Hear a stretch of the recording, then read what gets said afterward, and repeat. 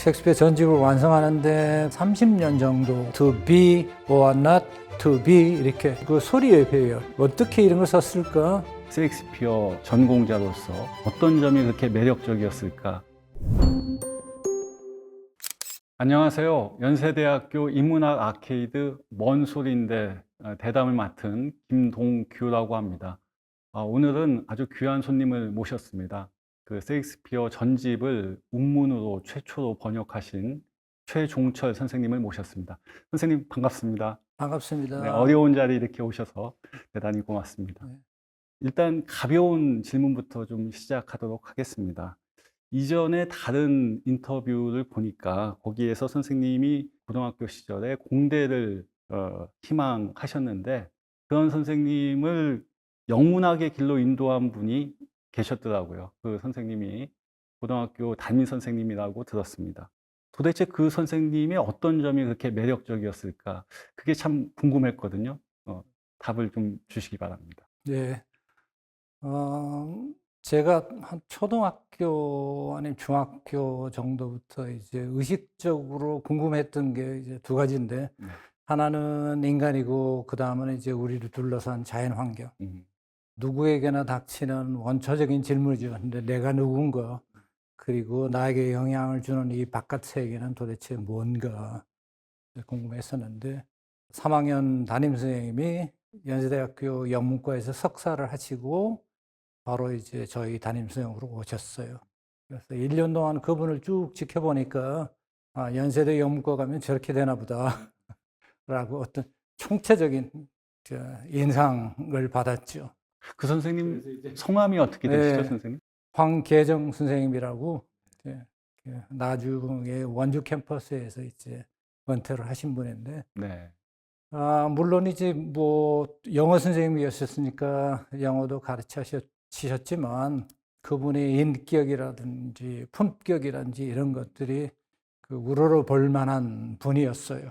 그래서 제가 이제 일단 자연에 대한 궁금증은 인간에 대한 궁금증을 먼저 해결한 다음에 하자. 그리고 이제 영문과로 진학을 해서 여기까지 오게 됐습니다. 네, 그랬군요.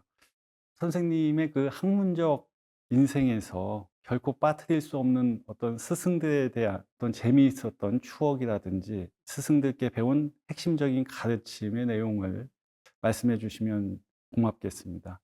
그리고 사실 그 조금 짓궂은 질문이기도 한데 고 이상섭 선생님 도 운문을 고려한 셰익스피어 전집을 완역하셨는데 또 한 명의 셰익스피어 전공자로서 이렇게 경쟁 관계에 있었던 게 아닐까라는 생각이 들어서 이걸 조금 여쭙고 싶습니다.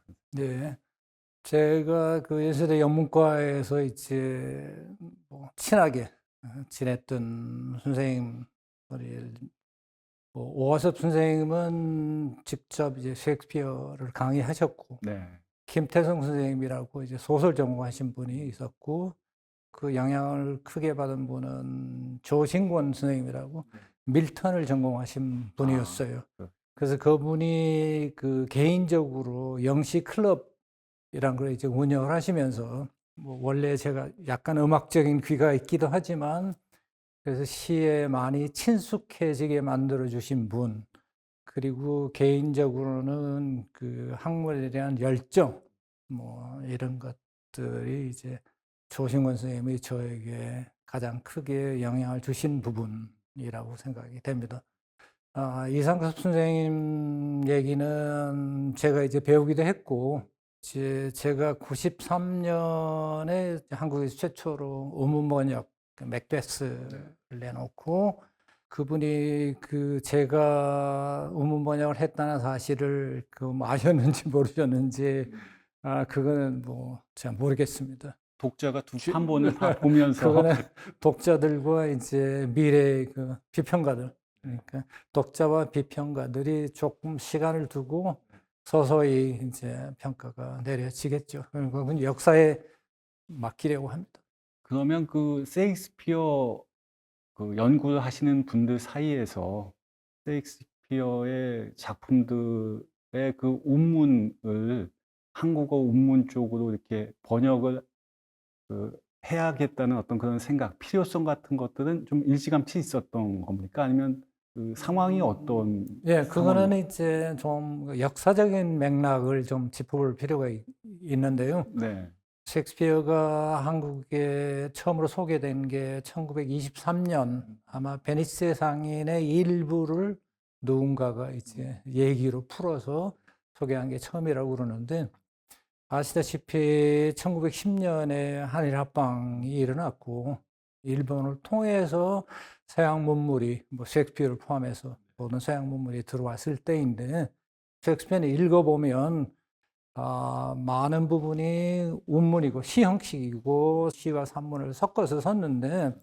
그거는 배우들이 외워서 연극을 만드는 대본으로 쓴 작품들이기 때문에 그 소리에 민감할 수밖에 없는데 그거를 왜 운문을 운문으로 번역하지 않았을까 생각해 보면 이 사람들이 셰익스피어의 작품을 운문을 이제 번역하려고 시도는 당연히 해봤겠죠.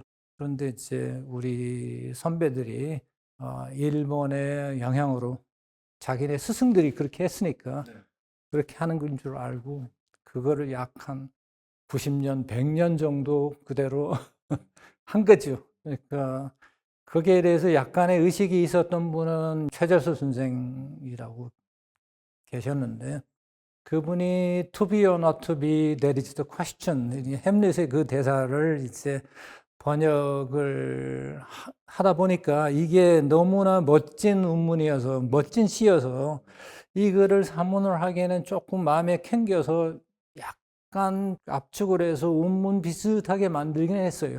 고기만. 네, 그리고 맨 앞에 뭐라고 그러냐면, 이거는 우리말 그냥 미러 산문체를 쓰는 게 가장 적당하다라고 자기 의견을 밝히고, 네. 실제로 투비어나 투비에 가서는 약간 의문 비슷하게 한, 그게 이제 최초의 시도였고, 제가 역사적인 맥락을 쭉 훑어봤을 때, 나라가 망하고, 어떤 외래 문화가 우리를 지배할 때, 그 영향에 100년이나 가는구나 그런 생각이 들어서 감회가 깊었습니다. 네. 선생님 처음 셰익스피어에 이렇게 훅 매료당하는 그런 어떤 체험 같은 게 있었나요? 언제 처음 셰익스피어 작품 세계 속에 이렇게 쑥 아마 빠지시게 됐습니까? 그거는 제가 군대 갔다 와서 이제 복교해서 아마 3학년 때였던 것 같은데 오가섭 선생이 이제 그 오셀로를 강의를 하셨어요. 오셀로 아니면 맥베스 아마 오셀로 같은데.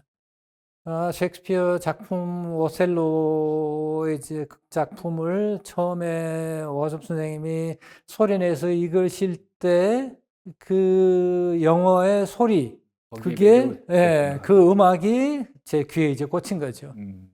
셰익스피어가 만들어낸 그 소리의 배열, 네네. 거기에 얹혀진 뜻의 전개 이런 거에 이제 매력을 느꼈고 이런 소리의 배열을 이런 언어를 이렇게 언어를 쓸 수 있는 사람이 도대체 누구야? 이렇게 어떻게 이런 걸 썼을까?